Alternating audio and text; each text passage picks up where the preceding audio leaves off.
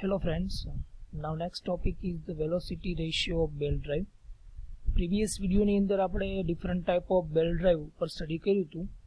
Now the next topic is the velocity ratio of belt drive. આના base ઉપર example importance છે એટલા માટે આપણે આ topic study કરીએ છીએ. The velocity ratio of a belt drive is defined as the ratio of speed of the driving pulley to the speed of driven pulley.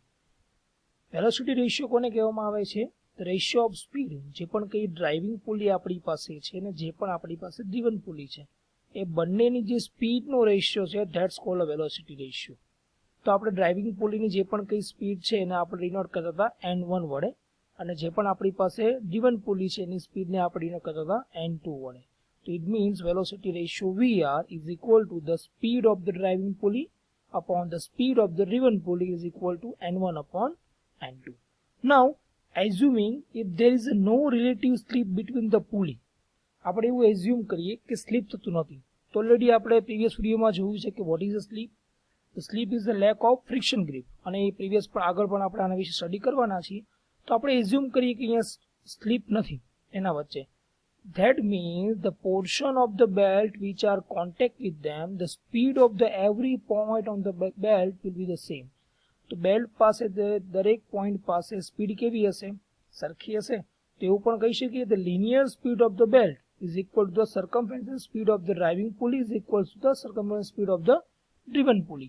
It means pi d n, એટલે કે જે પણ આપણે driving pulley માટે define કરતા હોય diameter d1, d1 pulley માટે diameter d2.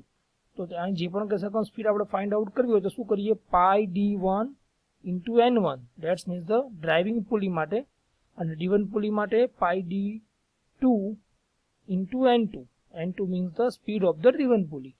તો ફાઇનલી આપણે એવું પણ કન્ક્લુડ કરી શકીએ પાઈ પાઈ કેન્સલ થાય બંને બાજુ, તો d1 into n1 is equal to d2 into n2 બરાબર. n1 upon n2 ratio find કરીએ તો શું આવશે? d2 upon d1, where the d1 and d2 are the diameter of the driving pulley and the driven pulley, where the n1 and n2 is equal to the speed of the driving pulley and driven pulley in form of RPM. RPM means revolution per minute. That means the velocity ratio is equal to n1 upon n2 is equal to d2 upon d1. It means velocity ratio are depend on the diameter of the driving pulley and the driven pulley. Now velocity ratio of belt drive, if thickness is considered, આપણે બેલ્ટની જો thickness consider કરીએ તો velocity ratio ની equation શું થાય? તો velocity ratio is equal to n1 upon n2 but depend on the diameter. તો શું થશે? is equal to d2 plus t is equal to d1 plus t. It means thickness બંનેમાં add થઈ જશે. જો આપણે thickness પણ બેલ્ટની કન્સિડર કરતા હોય અને velocity ratio ફાઇન્ડ આઉટ કરતા હોય તો આપણું ઇક્વેશન આ થશે. આ તો આપણે જોઈએ એક સિમ્પલ બેલ્ટ ડ્રાઈવ માટે જ્યારે આપણી પાસે ડ્રાઇવિંગ પુલી અને આપણી પાસે ડ્રીવન પુલી અવેલેબલ છે. વેન કમ્પાઉન્ડ બેલ્ટ ડ્રાઈવ, જ્યારે આપણે એક ટાઈપ્સ ઓફ બેલ્ટ ડ્રાઈવમાં જોયું હતું, third one is the compound belt drive, ત્યારે વેલોસિટી રેશિયો કેવી રીતે ફાઇન્ડ આઉટ થશે? When the motion is transmitted from the pulley A to pulley F. હવે અહીંયા એક ફિગર મેં તમને સિમ્પલ બતાવેલી છે, પણ અહીંયા આપણે જે પણ કંઈ ઇન્ટરમીડિયેટ પુલી છે આપણી પાસે એક જ પેર બતાવેલી છે. સપોઝ આપણે આને કહી દઈએ કે આપણી પુલી A છે, પુલી B, પુલી C અને અનધર શાફ્ટની અંદર હજી બે પુલી કનેક્ટેડ છે, પુલી D, પુલી E અને આ લાસ્ટ છે આપણે કહીએ એને પુલી F. તો there the number of intermediate pulley B, C થઈ અને હજી આપણે કયા કન્સિડર કરી લઈએ D અને E. તો the pulley of BC are key on the one shaft. તો જો B અને C એક શાફ્ટ ઉપર કનેક્ટ છે. સેમ અહીંયા સપોઝ આપણે કોઈ બીજી એક પુલી કરીએ તો D અને E, તો એ પણ એક શાફ્ટ ઉપર કનેક્ટ છે બરાબર. તો સપોઝ આપણે RPM જો બધાના ડિફાઇન કરવા હોય તો એ સ્પીડ કરવી હોય તો આને કહીશું NA, NB, NC, ND અહીંયા હોય, NE અને NF. This are the speed અને ડાયામીટર ડિફાઇન કરવા હોય તો DA, DB, DC, DE, DE અને DF. This are the diameter. Now compound ratio માટે અલગ અલગ આપણે પુલી A અને B માટે ફાઇન્ડ કરીએ. પુલી A અને B માટે આપણે વેલોસિટી રેશિયો ફાઇન્ડ કરીએ. ઇક્વેશન શું થશે? NA upon NB is equal to DA upon DB. Same velocity ratio આપણે ફાઇન્ડ કરીએ C અને D માટે, then NC upon ND is equal to DD upon DC, because આપણે ખબર છે કે ડાયામીટર રિવર્સ થશે. અને સેમ આપણે E અને F માટે ફાઇન્ડ કરીએ તો NE upon NF is equal to DE upon DF. Equation number 1, 2 and 3. હવે સમજો પુલી B અને C જો એક શાફ્ટ ઉપર કનેક્ટ છે, સેમ ડી અને ઈ પણ એક શાફ્ટ ઉપર કનેક્ટ હશે, બરાબર. તો NB is equal to NC કહી શકીએ, કારણ કે એક શાફ્ટ પર કનેક્ટેડ હોય તો આરપીએમ કેવા હશે, સેમ હશે. તો NB is equal to NC અને ND is equal to ND, કારણ કે ડી અને ઈ પણ કેવું છે, સેમ શાફ્ટ ઉપર કનેક્ટ છે. તો ફાઇનલી આપણે ટોટલ વેલોસિટી રેશિયોની ઇક્વેશન ફાઇન્ડ કરીએ તો Na upon Nf is equal to Na upon Nb into Nb upon Nc into Nc upon Nd into Nd upon Ne into Ne upon Nf.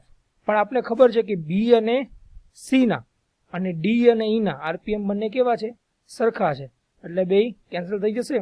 તો equation શું વધશે, Na upon Nf is equal to Na upon Nb Nc upon Nd and Ne upon Nf. તો diameter જો reverse થાય તો DB upon DA. Now CD માટે જોવા જઈએ તો ડીડી અપોન ડીસી અને એનઈ અને એનએફ માટે જોવા જઈએ તો ડીએફ અપોન ડીઈ. તો these are the equation of the compound belt drive for finding the velocity ratio. Now velocity ratio related આપણે અમુક એક્ઝામ્પલ પણ જોવાના છે. આ એક્ઝામ્પલ તમારે અસાઇનમેન્ટ બુકની અંદર લખવાના છે. Assignment number 5. Assignment number 5, example number 1. A engine drive a generator by means of belt. The engine pulley is 40 cm diameter and running at 250 rpm. The generator pulley running at 500 rpm. Find the diameter of the generator pulley. Calculate the linear velocity of belt and velocity ratio. Now, અહીં તમને બે વસ્તુ આપેલી છે. Engine drive generator, એક engine છે એ generator ચલાવે છે. તો આપણું એન્જિનની જે પણ પુલી થઈ આપણે શું થશે, ડ્રાઇવિંગ પુલી થશે. અને જનરેટરની જે પણ કઈ પુલી હશે એ શું થશે, તમારી ડ્રીવન પુલી થશે. તો તમને કીધું છે કે એન્જિન પુલી એટલે તમને કે ડ્રીવન પુલીનો તમને ડાયામીટર આપેલો, ધેટ્સ કોલ્ડ D1. તો D1 is equal two 40 centimetre is equal two 400 mm. અને એના તમને આરપીએમ પણ આપેલા છે ડ્રીવન પુલીના, ધેટ્સ મીન્સ N1. તો N1 is equal two 250 rpm. Now generator pulley running, તમને જે ડ્રીવન પુલી આપી છે એના પણ તમને આરપીએમ અહીંયા આપેલા છે, N2 is equal two 500 rpm. તો find the diameter of the generator pulley. તમારે જે પણ કે ડ્રીવન પુલી તમારે છે ડાયામીટર D2 ફાઇન્ડ આઉટ કરવાનો છે અને velocity ratio VR find out કરવાનો છે. And now the linear velocity of belt, જે લિનિયર વેલોસિટી આપણે જે ફાઇન્ડ કરી હતી V, આપણે V ફાઇન્ડ કરવાનું છે. આપણે સપોઝ ડ્રીવન પુલી માટે કરીએ તો πdn થશે આપણી પાસે. તો આપણે આટલી વસ્તુ ફાઇન્ડ આઉટ કરવાની છે. વન બાય વન જોઈએ આપણે પહેલા. ફર્સ્ટ ઓફ ઓલ આનું એક ફિગરના ફોર્મમાં જોઈએ તો આપણી પાસે એન્જિન પુલી છે, આપણી પાસે આ જનરેટર પુલી છે. આને ડિફાઇન કરીએ N1 rpm, N2 rpm, D1 diameter અને D2 ડાયામીટર. ના વેલોસિટી રેશિયો ફાઇન્ડ કરવું હોય તો N1 upon N2 આપણી પાસે જો બંનેના આરપીએમ તો છે જ આપેલા છે. તેના બેઝ ઉપર તમે આનો વેલોસિટી રેશિયો ફાઇન્ડ આઉટ કરી શકશો. નાવ ડાયામીટર ફાઇન્ડ કરવું હોય તો N1 upon N2 is equal two D2 upon D1. આપણી પાસે ઓલરેડી D1 તો આપણે આપેલું છે, N1 N2 પણ છે આપણી પાસે, એટલે આપણે ફાઇન્ડ કરી શકશું D2, તો આપણે D2 પણ ફાઇન્ડ કરી શકશું. નાવ લિનિયર વેલોસિટી ફાઇન્ડ કરવી હોય તો આપણે જે શરૂઆતની એન્જિન પુલી માટે ફાઇન્ડ કરીએ તો πd1 ઇન્ટુ N1, બરાબર. તો આપણે V ફાઇન્ડ આઉટ કરવું છે, પાઈ ડાયામીટર આપણી પાસે અવેલેબલ છે, આપણી પાસે N પણ આપણી પાસે અવેલેબલ છે. તો આના ઉપરથી આપણે શું ફાઇન્ડ આઉટ કરી શકશું, લિનિયર વેલોસિટી પણ આપણે ફાઇન્ડ આઉટ કરી શકશું. Now next, tension in a belt drive. So what is a tension in a belt drive? The force causing the rotation of the driven pulley is different in a tension in tight side and the slack side. જે પણ આપણી કે પાસે જે પણ કે driven pulley છે એ જે પણ રીતે ફરે છે એનું કારણ શું છે, તો કે જે પણ કંઈ ટેન્શન લાગે છે ટાઇટ સાઇડ અને સ્લેક સાઇડ એના ડિફરન્સના કારણે ચાલે છે. તો therefore the tension difference is driving force of the transmission of power. It means કે જો ડ્રીવન પુલી ચલાવવા માટે આપણે ટેન્શન ડિફરન્સ જોતો હોય તો એનો મતલબ શું થયો કે જે પણ કંઈ આ ટેન્શન ડિફરન્સ છે is the driving force of the transmission of the power, that means the force, બરાબર. and this tension difference is called the effective pull of the belt. આ ટેન્શન ડિફરન્સના કારણે તમારું જે પણ કંઈ બેલ્ટ છે એ ફરે છે, એટલા માટે આપણે શું કહીએ છીએ, effective pull of the belt, બરાબર. F. now T1 is the tension of the tight side, T2 is the tension of the slack side. tight side and slack side depend on the driving pulley and જે પણ કંઈના direction છે clockwise કે anti clockwise એના ઉપર dependent છે. Now the velocity of the belt drive is metre per minute, આપણે find out કરી શકશું. Now work transmit per second, બરાબર, પાવર પોઈન્ટ ઓફ વ્યૂ તો આપણે F into V upon 60 time define થશે, એટલા માટે વોટની અંદર. તો અહીંયા ફોર્સ કયો હતો, તો કે ટેન્શન ડિફરન્સ, તો T1 minus T2 into V upon 60 અને 1000 વડે આપણે મલ્ટીપ્લાય કરવા માટે આપણું જે પણ કિલોવોટમાં આપણી પાસે પાવર છે આપણે ફાઇન્ડ આઉટ કરી શકશું. તો આ રીતે આપણે પાવર ફાઇન્ડ આઉટ કરવાના પણ આપણે હવે ન્યુમેરિકલ જોઈએ. એની પહેલા આપણે એક ડિગ્રી ટુ રેડિયન કન્વર્ઝન જોઈ લઈએ. 1 degree is equal two 0.01745329252 radians. કઈ રીતે આવ્યું? તો 1 ડિગ્રી ઇઝ ઇક્વલ ટુ π/180 અને આપણે આ રીતે ફાઇન્ડ આઉટ કરી શકશું. આપણે આગળ ન્યુમેરિકલમાં ઇમ્પોર્ટન્ટ થશે એટલા માટે. Radian are better than degree for the both of the reason. શું કામ વધારે ઇમ્પોર્ટન્ટ છે? તો ડિગ્રી આપણે કેના વડે ડિફાઇન કરીએ છીએ? Define as the total arc of the circle. જે આપણે 360 ડિફાઇન કરીએ છીએ, there is a total arc of circle, and now radian is on the other hand is defined as the angle of circle subtended by an arc equal to the length of the radius. Length of the radius માટે આપણે define કરીએ એટલા માટે જેટલા પણ કે ન્યુમેરિકલમાં આપણે angle of contact જે પણ θ2 θ1 છે આપણે રેડિયનની અંદર ફાઇન્ડ આઉટ કરશું. નાઉ numerical 2, the driven pulley of 500 mm diameter of belt drive runs at 250 rpm. ડિવન પુલીના તમને ડાયામીટર આપેલા છે d2 અને rpm પણ આપેલા છે n2. The angle of contact is 160 and coefficient of friction between the pulley. તમને angle of contact θ આપેલો છે 160 and the coefficient of friction એટલે nu આપેલું છે between the pulley and belt is equal to 0.3. Find out the power transmission by the drive. પણ એ condition આપી છે assuming the initial tension is not excess to 12 kilonewton. એટલે તમને initial tension અહીં આવી દીધું છે T0. નાઉ n2 આપેલા છે, d2 આપેલા છે, થીટા પણ આપણે આપેલા છે અને આપણે ચેન્જ કરી જે આપણે ફર્ધર આપણે જોયું બિફોર આપણે કઈ રીતે ડિગ્રીમાંથી રેડિયનમાં ચેન્જ થાય. તેના આપણી પાસે T0 આપેલું છે ઇનિશિયલ ટેન્શન, ન્યૂટનમાં આપણે એને ચેન્જ કર્યું. હવે આપણી પાસે એક ઇક્વેશન છે. હવે આ ઇક્વેશન ક્યાંથી આવ્યું અને એક થિયરી છે, મેં તમને સાથે એક વિડીયો અહીંયા આપેલો છે, તમને એના ઉપરથી ખ્યાલ આવશે કે કઈ રીતે આ ઇક્વેશન ડિરાઈવ કર્યું. તો ઇક્વેશનની અંદર ન્યૂ આપેલું છે, થીટા આપણી પાસે રેડિયનમાં છે એટલે આપણે ઇઝીલી T1 અને T2 વચ્ચેનું રિલેશનશિપ ફાઇન્ડ કરી લીધું. નાઉ ઇનિશિયલ ટેન્શન આપણે આપેલું છે T0. તો T0 ઇઝ ઇક્વલ ટુ એમ પણ થાય T1 પ્લસ T2/2 બરાબર. એટલે T1 plus T2 is equal two 2T0. T0 already આ ન્યૂટનમાં આપણે આપેલું છે તો આપણી પાસે બીજું પણ ઇક્વેશન આવ્યું. ઓલરેડી આપણી પાસે અહીંયા T1 ની વેલ્યુ મળેલી છે 2.3111 T2.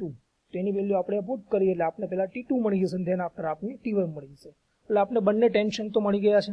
Now linear velocity of belt πdn એ પણ ફાઇન્ડ આઉટ કરી લેશું અને power transmission point of view જાવ તો આપણે વેલોસિટી મળી ગઈ હોય, આપણી પાસે બંને ટેન્શન છે તો આપણે ઇઝીલી એનો પાવર પણ ફાઇન્ડ આઉટ થઈ જશે. તો these are the numerical of based on the tension in a belt. Now third numerical based on a length find out કરવા માટે ઓપન બેલ્ટ ડ્રાઈવ અને ક્રોસ બેલ્ટ ડ્રાઈવમાં આપણે જે ઇક્વેશન જોયા હતા લેન્થ ફાઇન્ડ આઉટ કરવાના એના બેઝ ઉપર ન્યુમેરિકલ છે. Example number 3, a belt drive used transmit power from one shaft to another shaft. Diameter આપેલો છે લાર્જર પુલીનો આપણી પાસે 500 mm અને સ્મોલર પુલીનો ડાયામીટર, બંને ડાયામીટર આપણે આપેલા છે ડ્રાઇવિંગ અને ડિવન પુલીના. તો આપણે એના ઉપરથી આપણે રેડિયસ ફાઇન્ડ આઉટ કરી શકશું. then distance between the center of pulley, બે પુલી વચ્ચેનું ડિસ્ટન્સ આપેલું છે આપણે 3 metre. if the axes of the two shaft are parallel to each other and the same plane, બંને સેમ પ્લેનમાં એક્સિસ બંનેની સેમ છે તો find the length of the belt open belt drive માટે અને ક્રોસ બેલ્ટ ડ્રાઈવ માટે આપણે find out કરવાનું છે. નાઉ તો આપણી પાસે ફિગર આ રીતની બનશે બરાબર. લાર્જર પુલી સ્મોલર પુલી આપણી પાસે અહીંયા R1 આપણી પાસે ઇક્વેશન છે લેન્થના, તો એના બેઝ ઉપર આપણે વેલ્યુ મૂકશું. R1 R2 આપણે મળી ગયા છે, આપણી પાસે x છે તો આપણે length of the open belt drive મળી જશે. અને ક્રોસ બેલ્ટ ડ્રાઈવ માટે એક ફેર છે, ખાલી અહીંયા પ્લસની સાઇન આવે છે તો તમને ક્રોસ બેલ્ટ ડ્રાઈવની પણ તમને અહીંયા લેન્થ ફાઇન્ડ આઉટ થઈ જશે. Now what is slip? તો સ્લીપ કોને કહેવાય? ઓલરેડી આપણે ખબર છે કે we know that the difference between the tension T1 અને T2 જે ટાઇટ સાઇડ અને સ્લેક સાઇડ વચ્ચેનું ટેન્શનનો ડિફરન્સ છે એ શું છે? તો force of friction. And this limiting condition is necessary to prevent the sliding of belt over the pulley and providing enough friction grip. આ ફોર્સ કેવો છે? એના કારણે તો તમારો જે બેલ્ટ છે એ પુલી ઉપરથી સરકી જતો નથી. જો T1 અને T2 ની value is greater than the force of friction કરતા વધી જાય તો શું થશે? તમારો બેલ્ટ છે ધીરે ધીરે તમારા સરફેસ ઓફ પુલી ઉપર સરકવા માંડશે અને this sliding of the belt which cause the relative motion between the pulley and belt, જેવી એના વચ્ચે રિલેટિવ મોશન કરે છે અને આપણે શું કહીએ છીએ? આપણે સ્લીપ કહીએ છીએ. અને આપણે સ્લીપ ઓલવેઝ પર્સન્ટેજની અંદર ફાઇન્ડ આઉટ કરીએ છીએ. તો velocity ratio point of view આપણે જ્યારે સ્લીપ કન્સિડર કરતા હોય ત્યારે આપણું ઇક્વેશન કંઈક આ રીતનું બનશે. Now next is creep. So creep કોને કહેવાય? આપણે જાણીએ છીએ કે બે પ્રકારના ટેન્શન હોય છે T1 અને T2. જ્યારે પણ આપણી the slack side of the belt having a lower tension T2 હોય છે અને T1 કેવું હોય છે? વધારે હોય છે. જ્યારે D1 પુલી સાઈડ આવે ને ત્યારે શું થશે? તમારું જે પણ કંઈ સ્લેક સાઈડનું છે T2 એ T1 થી ઇન્ક્રીઝ થશે અને સેમ ઓલાની અંદર ઊંધું થશે, T1 થી T2 ની અંદર ડિક્રીઝ થશે. તો તો એક્સટેન્શન અને જે પણ કંઈ કોન્ટ્રાક્શન થાય છે એના બેઝના કારણે શું થાય છે, જે પણ ઇફેક્ટ થાય એને શું કહેવામાં આવે છે, ક્રીપ.